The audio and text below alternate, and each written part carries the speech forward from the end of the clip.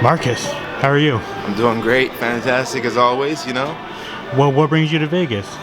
Coming down here to see the management and check out the fights tomorrow night and then go into the game tonight. So, go pack, baby. It's been 2 months since your fight, man. Now that you've had some time to reflect on it, I know it's basically 2 minutes. How do you feel about that performance? I felt good about it, It was a pretty quick performance, so I didn't get to learn as much as I'd like to learn these things, but I'm not complaining, We don't get paid by the hour, or by the minute, so I'll take it for what it is. And it was great experience. Got to feel the crowd, got to feel the moment. So pretty far removed now. So all that, the high wasn't too high, the lows don't get too low, so we stay in the middle. Talk to me about this year, bro. I feel like your life has completely changed, right? Like 2 fights in UFC, 2 bonuses. Talk to me about it. Yeah. I wish I could say it feels like it changed a whole lot. The best part is I'm doing what I love full time now, so that's great. But I just feel like the day to day is the same, Like my kids see me, they're like, "No, you're not that cool, Dad." They think I'm cool, but they're like, "Nothing's changed, Like, don't get ahead of yourself." So they keep me in check, So honestly, I've just been grateful and thankful that we've been able to do it like this and been able to spend more time with the fans, spend more time with the team. So just been grateful for it, man. Nothing too much has changed though. I don't let it get into my head too much, Now being able to train full time, I guess how does that make you feel after grinding all of these years? It makes me feel good, It makes me feel, makes me appreciate it a little bit more even, Because I appreciate it when I was grinding on the outside too, but then to have the time to actually breathe, in between, not be like, "Oh, hit the gym in the morning, go back to work, get out of work, go to the gym, hurry up, get home for the kids. Oh, I'll do it all again every day," Now it's just like focusing on training, focusing on the team, and then being able to be there for my teammates more too and help them out has been really nice too. So I really like that and appreciate being able to do that for them. I remember talking to you about 2 years ago, and in the interview, like you said, like you were maxing out your credit cards, just fucking staying afloat. So having two $50,000 checks probably has helped with that. Yeah, I just beat that cusp now. Everything's paid back. All the people who helped me got paid back, and now we're just on the building grind too. So that's nice too, I'd still like to have a little bit more money than I have in my pocket, not to lie, but I just appreciate being able to give back. So it's none of it's ours, it's all his anyway. So the little bit that I have, I appreciate and I like to give back. So hopefully we can keep it rocking, keep on racking it up and keep giving back and doing some next level things.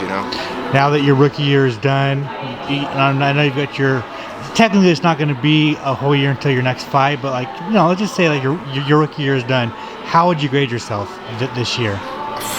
Honestly, I would grade myself, let's say I'm gonna grade myself a B, just because there's always a lot of room for improvement, right? So I feel like I've made a lot of leaps and jumps this year, and I still feel like there's an A ahead of me, there's an S class ahead of me, so yeah, we'll go with a B, and then hopefully next year we're gonna step that grade up to an A and keep on jumping. You do have your first fight booked for 2024 about Gaston. It's a rebooking. How do you feel about the matchup? Has anything changed in your mindset?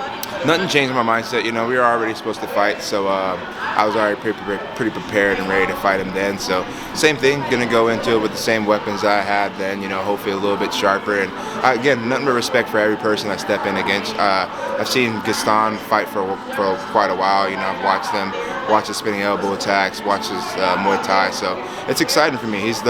I think he'd be the highest level striker I've ever fought, and I'm a striker, so I'm excited to test my skills against that type of striker. So I will be going into the fire and excited to do so. On paper, it's a fucking ridiculously fun fight. 2 fun strikers, 2 technical, 2 crazy. I'm saying just two crazy strikers, right? Do you think that's what we're going to see, or do you think, it is a mixed martial arts fight, so are we going to see some mixing of the arts? It's mixed martial arts. I'm not going to, I'm not getting it in my head, too, because, sometimes you hold on to things too much, start thinking, oh, no, he's definitely coming to strike, we're going to have a crazy striking battle, and then we both grapple. It's like, you never know, right? So, whatever the night brings, I'll be ready for it. On paper, I think we're going to strike. I think we're both more than willing to do that, too. I think we're both comfortable in that department to do that and not necessarily shoot. But, if openings are available, I won't be giving up anything that's available. So yeah, if the takedown's there, I'll take it. You know, I don't know how long I want to stay down there. Something about taking guys down and then letting them back up. I'm down with that too. You know, like get the points, back up to the feet. You know, like so. Yeah. So whatever happens, you know, I'm not attached to any outcome. I'm not attached to anything. We'll just see how the fight goes. You got an early prediction? I'm always going for the finish, you know. That's what I'm going for, you know. And I know he's a tough guy to knock out, but that's my goal every time. And if I don't reach it, yeah, okay, but that's the goal. Yeah, a couple last things before I let you go. Your guy, Sugar Sean O'Malley, is the champion. World champ. Man, first of all, before we even talk about the fight, how happy were you when he became champion? I was overly ecstatic, you know, overly ecstatic. And it's not that we all believe that he can do it, but it was still a tough task, right? And for him to go out there and do it like he did it too, it's like, you know, like go crazy. I wish I could have had like a reaction, you know, because it was just like on the edge, oh, it's over, you know, kind of go crazy. So I was super happy for him, super happy for his family, his wife and his daughter, and super happy for his legacy and what that's going to bring for what he can build too. So looking forward to him keeping it grinding and wishing nothing but the best. You know? The fight itself, like, what were you thinking when it was going on? Like, I mean, were you just like the rest of us, where it's like, is obviously a striker versus grappler? Like, did you expect Sterling not to like use his wrestling, like kind of be timid? No, I knew that he was going to have to be, though, right? Because Sugar's not one of those guys that you just come and rush. You know, you can't just come and rush him and take him down. That's how you get knocked out, you know? So you have to set up your takedowns. You have to be smart. You have to be methodical. So I knew that he wasn't going to just be able to come out there and do that. And I know Corey Sandhagen's very much the same, you know? But I think that he just exploited a moment in Corey Sandhagen's defense where he was like just lackadaisical and got in on that. And you can see what Aljamain does, you know? He's great at what he does, and against anybody in the whole world, the highest level jiu-jitsu guys. But Suge is really great, has really good jiu-jitsu as well, and really good wrestling as well. But like again, he was gonna have to close that distance and start striking, and it's hard to close the distance against a guy like Suge unless you're gonna take some shots and then eat those shots to get in. And I don't think he wanted to do that. I think he was looking to not eat shots and get in. And I feel like on Suge, you're gonna have to eat. You're gonna have to go to the fire. You know, he hasn't got to where he's gotten from just shine. Everyone's like, oh, Dana White privilege and all this stuff. He's put in the work, you know. They can say what they want to say, but he's fought all the guys that have gotten put in front of him. And he's done everything he's supposed to do. And then finally, who's coming up in the lab? Like, who do you want to shout out? I know I'm a big On Hove guy. Who else? I'm also a Abdul Kamara guy. Who else is there? Yeah, so those two are my guys. Ezra Elliott, people haven't heard about him yet. They will be hearing about him coming out. He's been one of those guys over there just killing it. Alex Coyote's another guy that's been kicking butt in Combate.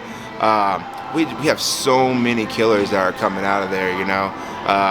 Braden, so many guys that are coming out of there that are just working on their craft, and when the moment comes, and I believe they'll be ready to make that jump too, you know. So I think two of the top ones that are like on that cusp right now are Abdul Kamar and Ano, and I think both of them are more than ready to jump in and do their thing and make an impact here. So no fight's easy, but we don't train easy. So I believe in both those guys.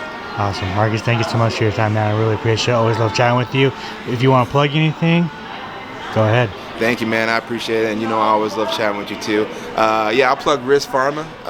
Obviously the MMA Lab out of Arizona. G4 been riding with me forever. Yeah, you know, hopefully I see you guys out in January 13th.